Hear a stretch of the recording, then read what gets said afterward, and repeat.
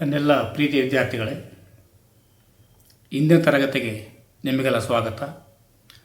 ನಾನಿಂದು ನಿಮ್ಮೊಂದಿಗೆ ಹಂಚಿಕೊಳ್ಳಲು ತಂದಿರುವಂಥ ಪಾಠ ಸ್ವಾತಂತ್ರ್ಯೋತ್ತರ ಭಾರತ. ನೋಡುವ ಅಭ್ಯಾಸದ ಪ್ರಶ್ನೆಗಳು. ಕಂಪನಿಯ ಕೊನೆಯ governor general lord Mount baton. Bharat ಪ್ರಥಮ ಗೃಹ ಮಂತ್ರಿ ಸರ್ದಾರ್ ವಲ್ಲಭಭಾಯಿ ಪಟೇಲ್. ಭಾರತ ಪ್ರಥಮ ರಾಷ್ಟ್ರಾಧ್ಯಕ್ಷರು ಡಾಕ್ಟರ್ ಬಾಬು ರಾಜೇಂದ್ರ ಪ್ರಸಾದ್. ಪಾಂಡಿಚೇರಿಯ ಭಾರತದ ಕೇಂದ್ರಾಡಳಿತ ಪ್ರದೇಶವಾಗಿ 1962ರಲ್ಲಿ ಭಾರತವನ್ನು ಸೇರಿತು. ರಾಜ್ಯ ಪುನರ್ವಿಂಗಡಣಾ ಕಾನೂನು 1956ರಲ್ಲಿ ಜಾರಿಗೆ ಬಂದಿತು. ಭಾರತವು ಸ್ವಾತಂತ್ರ್ಯ ಗಳಿಸಿದ ಸಮಯದಲ್ಲಿ ಎದುರಿಸಿದ ಸಮಸ್ಯೆಗಳು ಯಾವುವು? 1. ನಿರಾಶ್ರಿತರ ಸಮಸ್ಯೆ, ಕೋಮುಗಲಭೆಗಳು, ಸರ್ಕಾರದ ರಚನೆ, ದೇಶ ಸಂಸ್ಥಾನಗಳ ವಿಲೀನೀಕರಣ, ಆಹಾರ ಉತ್ಪಾದನೆ, ಕೃಷಿ ಬೆಳವಣಿಗೆ, ಕೈಗಾರಿಕೆಗಳ ಬೆಳವಣಿಗೆ. ನಿರಾಶ್ರಿತರ ಸಮಸ್ಯೆಯನ್ನು ದೇಶ ಹೇಗೆ ಬಗೆಹರಿಸಿತು? ದೇಶ ವಿಭಜನೆ ನಂತರ ಪಾಕಿಸ್ತಾನದಿಂದ ಲಕ್ಷಾಂತರ ನಿರಾಶ್ರಿತರು ಭಾರತಕ್ಕೆ ಬಂದರು. ಅವರಿಗೆ ಊಟ, ವಸತಿ, ಉದ್ಯೋಗ, ಭೂಮಿ ಒದಗಿಸಲಾಯಿತು. ಈ ನಿಟ್ಟಿನಲ್ಲಿ ಹಲವು ಕ್ರಮಗಳನ್ನು ಕೈಗೊಳ್ಳಬೇಕಾಯಿತು. ಪಾಂಡಿಚೇರಿಯನ್ನು ಫ್ರೆಂಚರಿಂದ ವಿಮುಕ್ತಿಗೊಳಿಸಿದ ನೀತಿಯನ್ನು ವಿವರಿಸಿ. ಸ್ವಾತಂತ್ರ್ಯ ನಂತರ ಪಾಂಡಿಚೇರಿ, ಮಾಹೆ, ಕಾರೈಕಲ್ ಮುಂತಾದವುಗಳು ಫ್ರೆಂಚರ ವಶದಲ್ಲಿದ್ದವು. ಇವು ಭಾರತಕ್ಕೆ ಸೇರಬೇಕೆಂಬ ಕಾಂಗ್ರೆಸ್ ಮತ್ತು ಕಮ್ಯುನಿಸ್ಟ್ ಮುಂತಾದ ಸಂಘಟನೆಗಳು ಹೋರಾಡಿದವು.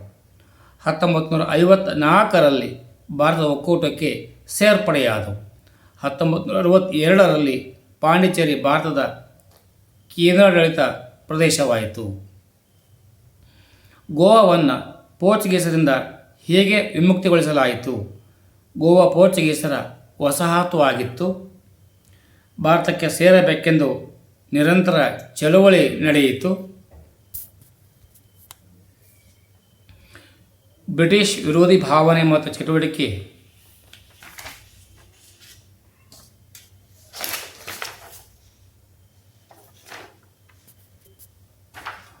ಪೋರ್ಚುಗೀಸರು ಹೋರಾಟವನ್ನು ತಗ್ಗಿಸಲು ಆಫ್ರಿಕಾ ಮತ್ತು ಯುರೋಪಿಯನ್ ಸೈನಿಕರನ್ನು ಕರೆಸಿಕೊಂಡರು. 1955ರಲ್ಲಿ ಭಾರತದ ವಿವಿಧ ಭಾಗಗಳಿಂದ ಸತ್ಯಾಗ್ರಹಿಗಳು ವಿಮೋಚನಾ ಚಳವಳಿ ಆರಂಭಿಸಿದರು. 1961ರಲ್ಲಿ ಭಾರತದ ಸೈನ್ಯ ಮಧ್ಯಪ್ರವೇಶಿಸಿ ಗೋವಾವನ್ನು ವಶಪಡಿಸಿಕೊಂಡಿತು. ಭಾಷಾವಾರು ಪ್ರಾಂತ್ಯಗಳ ವಿಂಗಡಣಾ ಕ್ರಮವನ್ನು ಕುರಿತು ಬರೆಯಿರಿ. ಕೇಂದ್ರ ಸರ್ಕಾರ ಭಾಷಾವಾರು ರಾಜ್ಯಗಳ ರಚನೆಗಾಗಿ 1953ರಲ್ಲಿ ರಾಜ್ಯ ಪುನರ್ವಿಂಗಡಣಾ ಆಯೋಗವನ್ನು ರಚಿಸಿತು. ಫಜಲ್ ಅಲಿ ಅಧ್ಯಕ್ಷರಾಗಿ, KM ಕುಂಜೂರು ಮತ್ತು ಪಣಿಕ್ಕರ್ ಸದಸ್ಯರಾಗಿದ್ದರು. ಈ ಆಯೋಗದ ಶಿಫಾರಸಿನಂತೆ 1953ರಲ್ಲಿ ಆಂಧ್ರಪ್ರದೇಶ ರಾಜ್ಯ ರಚನೆಯಾಯಿತು. 1956ರಲ್ಲಿ ರಾಜ್ಯ ಪುನರ್ವಿಂಗಡಣಾ ಕಾನೂನು ಜಾರಿಗೆ ಬಂದಿತು. ಈ ಕಾನೂನಿನಂತೆ ಭಾರತದ 14 ರಾಜ್ಯಗಳು ಹಾಗೂ 6 ಕೇಂದ್ರಾಡಳಿತ ಪ್ರದೇಶಗಳು ರಚನೆಯಾದವು. 2015ರಿಂದ 2024ರವರೆಗೆ ಬಂದು ಹೋಗಿರುವಂಥ ಪ್ರಶ್ನೋತ್ತರಗಳನ್ನು ಈಗ ನೋಡುವ.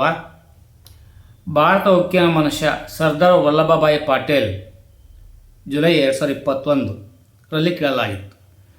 ಭಾರತ ಸಂವಿಧಾನ ಜಾರಿಗೆ ಬಂದಿದ್ದು 26 ಜನವರಿ 1950, ಜುಲೈ 21ರಲ್ಲಿ ಕೇಳಿದ್ರು. ನಮ್ಮ ಸಂವಿಧಾನ ಕರಡು ಸಮಿತಿಯ ಅಧ್ಯಕ್ಷರು ಡಾಕ್ಟರ್ BR ಅಂಬೇಡ್ಕರ್ ಸೆಪ್ಟೆಂಬರ್ 21ರಲ್ಲಿ ಪ್ರಶ್ನೆ ಕೇಳಲಾಗಿತ್ತು. ಆಂಧ್ರ ಪ್ರದೇಶದಲ್ಲಿ ಪೊಟ್ಟಿ ಶ್ರೀರಾಮುಲು ಅಮರಣಾಂತ ಉಪವಾಸ ಸತ್ಯಾಗ್ರಹವನ್ನು ಮಾಡಿದುದರ ಕಾರಣ ಪ್ರತ್ಯೇಕ ಭಾಷಾವಾರು ರಾಜ್ಯ ಬಯಸಿ ರಾಜ್ಯವಾಯಿತು. ಸೆಪ್ಟೆಂಬರ್ 21ರಲ್ಲಿ ಕೇಳಲಾಗಿತ್ತು. ಭಾರತ ಪ್ರದೇಶವೊಂದರ ಮೇಲೆ ಸುದೀರ್ಘ ಅವಧಿಯವರೆಗೆ ಆಳ್ವಿಕೆ ನಡೆಸಿದ ಯುರೋಪಿಯನ್ ದೇಶ ಯಾವುದು ಎಂದರೆ ಪೋರ್ಚುಗೀಸ್. ಜೂನ್ 16 ಮತ್ತು ಜೂನ್ 17ರಲ್ಲಿ ಕೇಳಲಾಗಿತ್ತು. ಸ್ವತಂತ್ರ ಭಾರತದ ಪ್ರಥಮ ರಾಷ್ಟ್ರಾಧ್ಯಕ್ಷರು ಯಾರು ಎಂದರೆ ಡಾಕ್ಟರ್ ಬಾಬು ರಾಜೇಂದ್ರ ಪ್ರಸಾದ್. ಏಪ್ರಿಲ್ 22ರಲ್ಲಿ ಕೇಳಲಾಗಿತ್ತು. ಗೋವಾ ಭಾರತದ ಒಕ್ಕೂಟಕ್ಕೆ ಸೇರ್ಪಡೆಯಾದದ್ದು 1961ರಲ್ಲಿ ಏಪ್ರಿಲ್ 23ರಲ್ಲಿ ಕೇಳಲಾಗಿತ್ತು. ಭಾರತದಲ್ಲಿ ಮೊದಲ ಭಾಷಾವಾರು ರಾಜ್ಯವಾಗಿ ರಚನೆಗೊಂಡ ರಾಜ್ಯ ಆಂಧ್ರಪ್ರದೇಶ್. ಸರ್ದಾರ್ ವಲ್ಲಭಭಾಯಿ ಪಟೇಲ್ ಅವರನ್ನು ಭಾರತದ ಉಕ್ಕಿನ ಮನುಷ್ಯ ಎಂದು ಕರೆಯುತ್ತಾರೆ. ಏಪ್ರಿಲ್ 19ರಲ್ಲಿ ಕೇಳಲಾಗಿತ್ತು. ಏಪ್ರಿಲ್ 23 ವರ್ಷ ಕೇಳಲಾಗಿತ್ತು. ದೇಶೀಯ ಸಂಸ್ಥಾನಗಳನ್ನು ವಿಲೀನಗೊಳಿಸುವ ಕಾರ್ಯವನ್ನು ಯಶಸ್ವಿಯಾಗಿ ನಿರ್ವಹಿಸಿದ್ದರಿಂದ ಭಾರತದ ಉಕ್ಕಿನ ಮನುಷ್ಯನು ಕರೆಯುತ್ತಾರೆ. ನಿರಾಶ್ರಿತರ ಸಮಸ್ಯೆಯನ್ನು ದೇಶವು ಹೇಗೆ ಎದುರಿಸಿತು? ಏಪ್ರಿಲ್ 16ರಲ್ಲಿ ಕೇಳಲಾಗಿತ್ತು. ಭಾರತ ವಿಭಜನೆಯ ಕಾಲದಿಂದಲೂ ನಿರಾಶ್ರಿತರ ಒಂದು ಬಹುದೊಡ್ಡ ಸಮಸ್ಯೆಯಾಗಿ ಪರಿಣಮಿಸಿದ ಸ್ಪಷ್ಟೀಕರಿಸಿ ಸೆಪ್ಟೆಂಬರ್ 20ರಲ್ಲಿ ಕೇಳಲಾಗಿತ್ತು. ಸರ್ದಾರ್ ವಲ್ಲಭಭಾಯಿ ಪಟೇಲರು ಭಾರತದ ದೇಶೀಯ ಸಂಸ್ಥಾನಗಳನ್ನು ವಿಲೀನಗೊಳಿಸಿ ಯಶಸ್ವಿಯಾಗಿದ್ದು ಹೇಗೆ? ಏಪ್ರಿಲ್ 15ರಲ್ಲಿ ಕೇಳಿದರು. 1947ರ ವಿಲೀನ ಕಾಯ್ದೆಯಂತೆ ದೇಶೀಯ ಸಂಸ್ಥಾನಗಳನ್ನು ಭಾರತ ಒಕ್ಕೂಟ ಸೇರಲು ಆಹ್ವಾನಿಸಿದರು. ವಿಲೀನಗೊಂಡವರಿಗೆ ರಾಜಧನವನ್ನು ನಿಗದಿಪಡಿಸಲಾಯಿತು. ಜೊತೆಗೆ ಕೆಲವೊಂದು ಸವಲತ್ತು ಮತ್ತು ಸ್ಥಾನಮಾನಗಳನ್ನು ನೀಡಲಾಯಿತು. ಪರಿಣಾಮವಾಗಿ ಜಮ್ಮು ಕಾಶ್ಮೀರ, ಹೈದರಾಬಾದ್, ಜೂನಾಗಢ ಸಂಸ್ಥಾನಗಳನ್ನು ಹೊರತುಪಡಿಸಿ ಎಲ್ಲ ಸಂಸ್ಥಾನಗಳು ಭಾರತ ವಿಲೀನಗೊಂಡವು. ಜೂನಾಗಢ ಸಂಸ್ಥಾನ ಭಾರತದ ಒಕ್ಕೂಟಕ್ಕೆ ಹೇಗೆ ಸೇರ್ಪಡಿಸಲಾಯಿತು? ಜೂನ್ 18ರಲ್ಲಿ ಕೇಳಲಾಗಿತ್ತು. ಹೈದರಾಬಾದ್ ಭಾರತ ಒಕ್ಕೂಟದ ವಿಲೀನವಾದ ಬಗ್ಗೆ ಹೇಗೆ? ಜೂನ್ 15ರಲ್ಲಿ ಕೇಳಿದರು. ಗೋವಾವನ್ನು ಪೋರ್ಚುಗೀಸರಿಂದ ಹೇಗೆ ವಿಮುಕ್ತಿಗೊಳಿಸಲಾಯಿತು? ಏಪ್ರಿಲ್ 16, ಜೂನ್ 18, ಜೂನ್ 22, ಜೂನ್ 23ರಲ್ಲಿ ಕೇಳಲಾಗಿತ್ತು. ಸ್ವಾತಂತ್ರ್ಯ ನಂತರ ಭಾಷಾವಾರು ಪ್ರಾಂತ್ಯಗಳ ರಚನೆ ಅನಿವಾರ್ಯವಾಗಿತ್ತು ಏಕೆ? ಜೂನ್ 19, ಏಪ್ರಿಲ್ 15, ಏಪ್ರಿಲ್ 18ರಲ್ಲಿ ಕೇಳಲಾಗಿತ್ತು. ಗೋವಾ ಭಾರತದ ಒಕ್ಕೂಟಕ್ಕೆ ಸೇರ್ಪಡೆಯಾದದ್ದು ಏಪ್ರಿಲ್ 23 ಕೇಳಿದರು. 1961 ಇಸ್ವಿ. ಭಾರತ ಒಕ್ಕೂಟಕ್ಕೆ ಬೇರೆಲ್ಲ ಸಂಸ್ಥಾನಗಳ ವಿಲೀನಕ್ಕಿಂತ ಕಾಶ್ಮೀರ ವಿಲೀನವು ವಿಶಿಷ್ಟವಾಗಿದೆ ಹೇಗೆ? ಏಪ್ರಿಲ್ 23 ಕೇಳಿದರು. ರಾಜಾ ಹರಿಸಿಂಗ್ ಸ್ವತಂತ್ರವಾಗಿ ಉಳಿಯಲು ನಿರ್ಧಾರ. ಭಾರತಕ್ಕೆ ಸೇರಿಸಬಿಡಬಹುದೆಂಬ ಆತಂಕ. ಪಾಕಿಸ್ತಾನವು ಮುಸ್ಲಿಂ ಬುಡಕಟ್ಟು ಜನರಿಂದ ದಾಳಿಗೆ ಪ್ರಚೋದನೆ. ಪ್ರಜಾಪ್ರಭುತ್ವ ಗಣರಾಜ್ಯ ಭಾರತಕ್ಕೆ ಸೇರಲು ಉತ್ಸಾಹ. ರಾಜಾ ಹರಿಸಿಂಗ್ ಭಾರತದ ಸಹಾಯ ಕೋರಿದ. ಪಾಕಿಸ್ತಾನ ಉದ್ದೇಶ ವಿಫಲವಾಯಿತು. ಕಾಶ್ಮೀರವು ಕೆಲವು ಷರತ್ತುಗಳಿಂದ ಭಾರತದಲ್ಲಿ ವಿಲೀನವಾಯಿತು. ಭಾರತ ವಿಶ್ವಸಂಸ್ಥೆಗೆ ಈ ಬಗ್ಗೆ ದೂರು ಸಲ್ಲಿಕೆ ಮಾಡಿದರು. ಕಾಶ್ಮೀರದ ಒಂದು ಭಾಗವಾಗಿ ಪಾಕಿಸ್ತಾನ ವಶ ಮಾಡಿಕೊಂಡಿದ್ದರು. ಭಾರತದ ವಶದಲ್ಲಿರುವ ಕಾಶ್ಮೀರ ಪ್ರದೇಶವನ್ನು ಪಾಕಿಸ್ತಾನವು ಪಾಕ್ ಆಕ್ರಮಿತ ಕಾಶ್ಮೀರ ಎಂದು ಕರೆಯುತ್ತಾರೆ.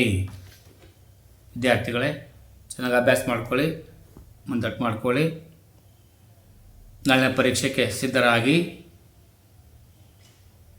ಯಾವುದೇ ಭಯ ಇಲ್ಲದೆ ಪರೀಕ್ಷೆ ಬರೆಯುವಂಥ ವಿದ್ಯಾರ್ಥಿಗಳಾಗಿ ಹೊರಬನ್ನಿ. ಎಲ್ಲರಿಗೂ ಶುಭವಾಗಲಿ. ಜೈ ಹಿಂದ್, ಜೈ ಕರ್ನಾಟಕ, ಜೈ ಭಾರತ್ ಮಾತೆ.